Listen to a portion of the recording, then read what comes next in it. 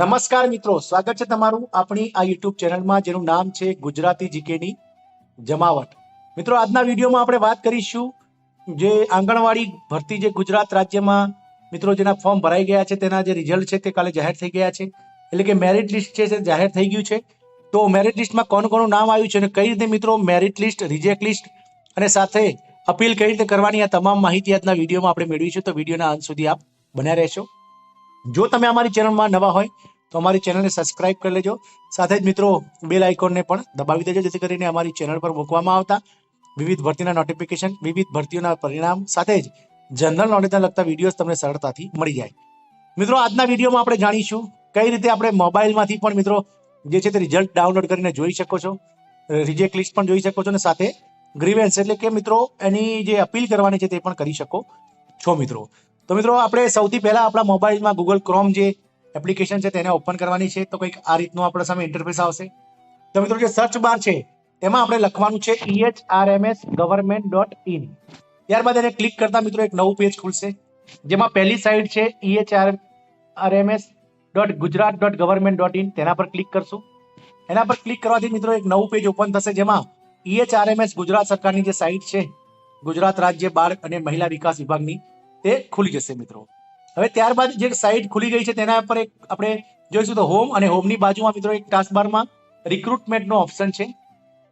તો મિત્રો રિક્રુટમેન્ટના ઓપ્શન ઉપર આપણે ક્લિક કરીશું તો કંઈક આ પ્રકારનો ઇન્ટરફેસ ખુલશે, જેની અંદર મિત્રો અલગ અલગ application, print application form, edit application form, video tutorial, grievance registration, grievance status અને મેરિટ અને રિજેક્ટ લિસ્ટ તેમજ જીઆર ડાઉનલોડ કરવાનું જે છે તે ઓપ્શન છે. આપણે મેરિટ જોવા માટે મિત્રો મેરિટ અને રિજેક્ટ લિસ્ટનું જે છે ખાનું એમાં ક્લિક કરવાનું છે. તો મેરિટ અને રિજેક્ટ લિસ્ટ પર ક્લિક કરવાથી મિત્રો એક અલગ પેજ ઓપન થશે, અને પેજની અંદર મિત્રો જે છે તે એક આ પ્રકારનો જે છે ઇન્ટરફેસ આવશે, જેમાં ઉપર એક સૂચના લખેલી છે કે મેરિટ બાબતે અપીલ હોય તો એપ્લાય ગ્રીવેન્સ મારફત આપની અપીલ નોંધાવી શકાય, જેની સુનાવણી જિલ્લા કક્ષાએ અપીલ સમિતિ દ્વારા રૂબરૂ સાંભળવામાં આવશે. એટલે કે તમે જે અપીલ કરશો તેના માટે તમને જિલ્લા કક્ષાએ મિત્રો જે છે તે બોલવામાં આવશે, જ્યાં તમને પ્રોગ્રામ ઓફિસર અને જે ચાઇલ્ડ ડેવલપમેન્ટ પ્રોજેક્ટ ઓફિસર છે તેમના સામે રૂબરૂ સાંભળવામાં આવશે. હવે મિત્રો આપણે જે એડવર્ટાઇઝમેન્ટ છે તેના પર ક્લિક કરવાનું છે. એ ખુલતા જેટલા જિલ્લાઓમાં અલગ અલગ જે જાહેરાતો હતી જે જિલ્લાઓ વાઇઝ તેનું નામ ખુલશે. તો આપણે મિત્રો અહીંયા કોઈ બી એક જિલ્લો સિલેક્ટ કરીશું. તો આપણે સિલેક્ટ કરીશું મિત્રો મહેસાણા જિલ્લો ઉદાહરણ તરીકે. તો મહેસાણા જિલ્લો સિલેક્ટ કરવાથી મિત્રો એના નીચે જે છે તે પોસ્ટ લખેલી છે. પોસ્ટ એટલે કે બે પોસ્ટ હતી, જેમાં આંગણવાડી કાર્યકર અને આંગણવાડી તેડાગર બંને પોસ્ટ માટેની જે જગ્યાઓ હતી. આપણે ક્લિક કરીશું તો પહેલું જે છે તે આંગણવાડી હેલ્પર AWH એટલે કે આંગણવાડી હેલ્પર ઉપર ક્લિક કરવાથી તેડાગરનું મેરિટ જાણવા મળશે. ત્યારબાદ મિત્રો AWH ને ક્લિક કરવા અને સર્ચ બટન દબાવવાથી એક મિત્રો નીચેની સાઈડ જે મહેસાણા જિલ્લામાં જે અલગ અલગ તાલુકાઓમાં, અલગ અલગ ગામડાઓમાં જે તેડાગરની જગ્યા હતી તે બધી જ જગ્યાઓ જોવા મળશે મિત્રો. આમાંથી આપણે કોઈ બી એક જે છે ગામની વાત કરીએ તો અહીંયા નંદાસણ કરીને એક ગામ છે, તેનું આપણે મેરિટ લિસ્ટ ડાઉનલોડ કરવા માટે વ્યૂ મેરિટ લિસ્ટમાં જઈશું. જે કરવાથી મિત્રો ઓટોમેટિક એક PDF ડાઉનલોડ થશે, અને PDF ડાઉનલોડ થઈ અને આપણી સામે કંઈક આવું લિસ્ટ ખુલી જશે, જેમાં જે તેડાગર પસંદ થયા છે તેમનું નામ આવશે, જેમની ટકાવારી અને સાથે સાથે મિત્રો કોઈ ફોર્મ ભર્યું હોય તો તમામ જે માહિતી છે તે એમાં લખેલી આવશે, જોવા મળશે મિત્રો.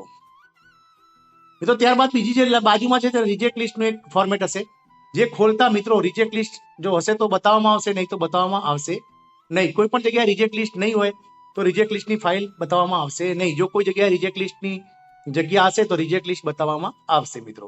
રિજેક્ટ લિસ્ટની જે ફાઇલ છે તે ખોલતા મિત્રો કંઈક આ પ્રકારનો ઇન્ટરફેસ આવશે, જેમાં અલગ અલગ જે રિજેક્ટના જે કારણ હશે તે લખવામાં આવશે. જેમાં અહીંયા લખવામાં આવ્યું છે કે મામલતદાર શ્રી દ્વારા આપવામાં આવતું સ્થાનિક રહેઠાણનું પ્રમાણપત્ર અંગેનું સર્ટિફિકેટ સક્ષમ અધિકારી દ્વારા અપાયેલ નથી. ધોરણ 10 ઓરિજિનલ માર્કશીટ અપલોડ કરેલ નથી. મામલતદાર શ્રી દ્વારા આપવામાં આવેલ સ્થાનિક રહેઠાણનું પ્રમાણપત્ર, રહેઠાણના પુરાવા અંગેનું સર્ટિફિકેટ સક્ષમ અધિકારી દ્વારા અપાયેલ નથી. ધોરણ 10 નું ઓરિજિનલ સર્ટિફિકેટ અપલોડ કરેલ નથી, વગેરે જેવી મિત્રો જે છે તે જે પ્રોબ્લેમ હશે તે લખેલા આવશે. હવે આપણે જો કરવાની હોય મિત્રો અરજી, જેને કહેવાય કે ગ્રીવેન્સ એટલે અપીલ કરવાની હોય તો એપ્લાય ગ્રીવેન્સમાં આપણે ક્લિક કરીશું. ત્યારબાદ કંઈક આવો ઇન્ટરફેસ ખુલશે, જેમાં મિત્રો આપણે જાહેરાત ક્રમાંક લખવાનો છે, જે જિલ્લા માટે એપ્લિકેશન કરી હોય તે ઉમેદવારે જે અરજી કરી તે અરજી, સાથે જ મિત્રો OTP ID જે મોબાઈલ પર આવશે તે, અને ત્યારબાદ ઉમેદવારનું નામ, જિલ્લો બધું લખેલું આવશે. ફરિયાદ જે છે તે સંક્ષિપ્તમાં લખવાની હોય છે, જેમ કે મારું નામ આવેલ નથી, અને ચૂઝ ફાઇલ કરી અને મિત્રો અપીલ રજૂ કરવાની હોય છે. તો મિત્રો આ રીતે અપીલ કરવાથી જે છે તે વિવિધ જે સરકારી જે તમારું જે જિલ્લાનું તાલુકાનું જે જિલ્લામાં જે તમે ત્યાં ફોર્મ તમારા સબમિટ થયા છે ત્યાં તમને આ જે છે તે મળી જશે અને તમારી ફરિયાદ જે છે તે રૂબરૂમાં 10 દિવસમાં બોલાવી અને જિલ્લા કક્ષાએ મિત્રો પીઓ એટલે કે પ્રોજેક્ટ ઓફિસર પ્રોગ્રામ ઓફિસર અને જે ચાઇલ્ડ કેર પ્રોગ્રામ ઓફિસર છે તેઓ રૂબરૂમાં તમારી જે છે તે વાત સાંભળશે. તો મિત્રો આ રીતે આપ EHRMS ની સાઇટ ઉપર જઈ અને સેમ એ રીતે ફરીથી પાછા આંગણવાડી જે વર્ક હેલ્પર છે હેલ્પરની જગ્યાએ મિત્રો હવે વર્કરનું પણ તમે તે રીતે મેરિટ જોઈ શકો છો. સર્ચ બારમાં જઈ અને અલગ અલગ તાલુકાઓ છે જિલ્લાઓ છે તેમાં જઈ અને મિત્રો રિજેક્ટ લિસ્ટ સાથે જ મિત્રો જે છે તે મેરિટ લિસ્ટ પણ તમે જોઈ શકો છો તે જ રીતે. બરાબર છે. તો મિત્રો આ રીતનો આ વિડીયો હતો કે આપણે કઈ રીતે મેરિટ જોવું, રિક્રુટમેન્ટમાં જઈ અને મેરિટ લિસ્ટમાં જઈ અને કઈ રીતે એપ્લિકેશન કરવી, આ તમામ માહિતી આજના વિડીયોમાં આપણા સુધી પહોંચાડી છે. હવે આપણે બીજો વિડીયો બનાવીશું કે અપીલ કર્યા પછી શું કરવું અને કઈ રીતનું આગળની પ્રોસેસ છે, તમામ માહિતી આગળના વિડીયોમાં મેળવીશું. જય હિન્દ, અસ્તુ.